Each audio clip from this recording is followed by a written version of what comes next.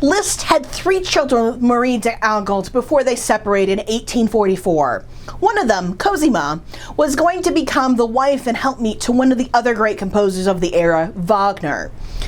At the same time Liszt's relationship with Marie was degrading, he learned that the committee trying to raise money to put a Beethoven statue in Bonn was falling on hard times.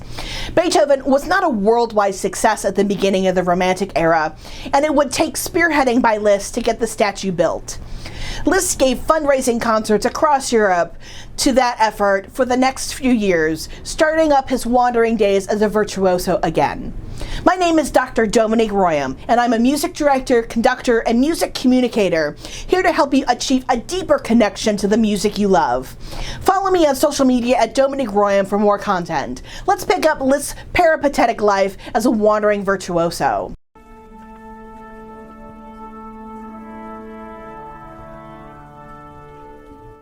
During his 8 years as a touring virtuoso, Liszt gave many charity concerts. He was moved to support many causes across Europe, but none so fervently as the 1838 Hungarian Flood. In March of 1838, the Danube overflowed its banks all across western Hungary, completely destroying countless villages and completely wiping out the bustling city of Pest. An international call for aid was sounded, and Liszt jumped to help. When the flood occurred, he was in Venice, Italy. After he heard of the disaster, Liszt hurried to Vienna, a city that had not heard him play in 15 years, and arranged a series of charity concerts. The 8 concerts raised a huge sum of 24,000 guldens, the single largest private donation the nation of Hungary received.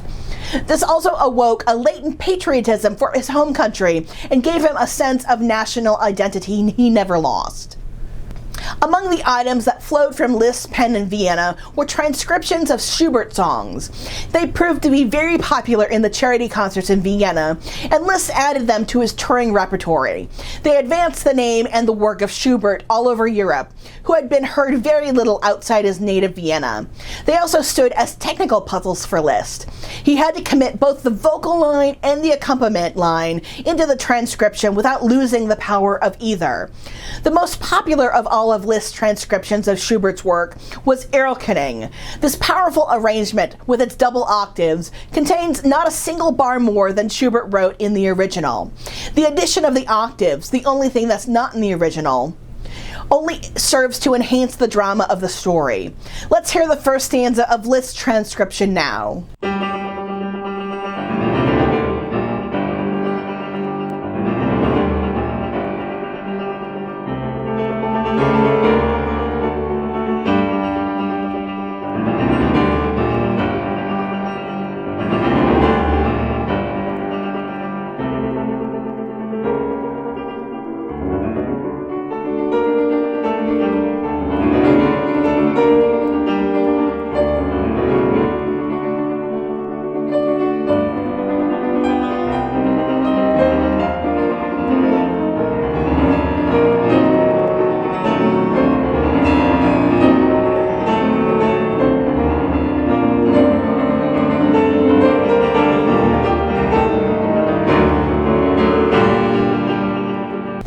From 1839 to 1847 are described by Liszt scholars as his years of transcendental execution.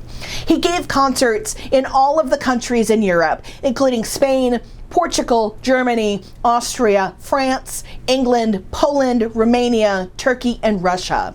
He often performed 3 or 4 times a week, totaling well above 1,000 performances in that 8-year period.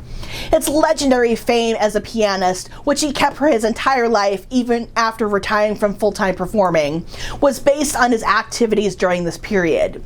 Liszt's career remains the model which is still followed by pianists today. The modern piano recital was invented by Liszt. He was also the first pianist to play all of the historical eras of piano music from the Baroque on. He was the first to perform whole programs from memory, and the first to place the piano on a right angle to the stage so the audience could see his hands, and the lid broadcast the piano's sound across the auditorium. Liszt was also the first to have performances of a single instrument in concert halls instead of small salons. Even the term recital was popularized by Liszt, after using it for a performance in London in 1840. Liszt finished a process begun by Beethoven that entailed breaking down the barriers that separated performers from their so-called social superiors. After Liszt, all performers enjoyed a higher status in society. The idea of a God-given gift brought to bear on an audience to enlighten them is a cliché of romantic sentiment, but it's true for Liszt. He considered his talent a way to enlighten audiences to the beauty and majesty of God, and every performance was a way to raise the status of every musician everywhere. Thanks to Liszt, artists became the aristocracy, and the public would soon recognize it. After 1842, Lisztomania swept Europe, and the rock star reception flowered in full. First seen in Berlin, the term Lisztomania was coined by the German poet Heinrich Heine. Admirers swarmed all over him. Ladies fought for pieces of his clothing and ripped up his gloves and scarves to keep scraps as souvenirs. Some insane female fans carried around vials of his coffee dregs or collected his cigarette butts, which they would hide in their cleavage. More reserved musicians like Chopin, Schumann, and Mendelssohn were appalled by this and came to hate Liszt and the hero worship he created in his wake. Liszt was known for creating a sensation with his stage presence and his playing, reportedly creating such emotionally charged audiences his performances felt like seances instead of dry recitals. Liszt was officially the first modern pianist. The technical breakthrough and total command of the keyboard he achieved during the 1830s and 40s was without precedent in the history of piano. Liszt's interpretations were unfettered by a performing tradition, since that idea had not been invented yet. Liszt would play a work multiple ways until he felt he had uncovered the true heart of the composition. Classical playing, or playing in a classical style, was the invention of the Romantic period, with more restrained artists such as Clara Schumann leading the way. Liszt was very concerned about this trend, thinking it was a denial of a player's artistic personality. After this point, Liszt's career took on a life of its own. Every concert spawned the need for more concerts, and Liszt was bombarded with invitations and calls upon his time. He expressed the wish to give up the life of a wandering virtuoso many times to friends. After the Bonn Festival that he took over the planning for, which was the official unveiling of the Beethoven statue he had taken over the fundraising for, left him exhausted and penniless. The festival had run over budget, and Liszt made up the difference personally. He wanted to go on his most adventurous trip through Russia, his home country of Hungary and the surrounding environs, and to Turkey by way of Constantinople. While in Kiev, the fabulously wealthy heiress Carolyne von Sayn-Wittgenstein, who was in Kiev to make deals about next year's wheat harvest, came to Liszt's second concert and made a donation of 100 rubles to Liszt's charity of choice. They met for the first time when Liszt sought her out to thank her for her generosity. Liszt was invited to Vonorance, the princess's estate in the Ukrainian farmlands, during February of 1847. It was there that Liszt and the princess decided to link their lives together, and Liszt was prevailed upon to give up his wandering virtuoso lifestyle. After the fateful 2 weeks in Vonorance, Liszt continued on his concert tour to Constantinople, and Carolyne started making preparations to leave her holdings in the Ukraine and follow Liszt to his final destination, Weimar. Liszt took up a long-standing invitation of the Grand Duchess Maria Pavlovna of Russia, wife of the Grand Duke of Saxe-Weimar-Eisenstock, to settle in Weimar, where he had been appointed Kapellmeister Extraordinaire in 1842. He started the second half of his career, this time as a composer, in Weimar. Liszt was 35 when he declared that his career as a virtuoso was over, leaving the scene at the height of his powers.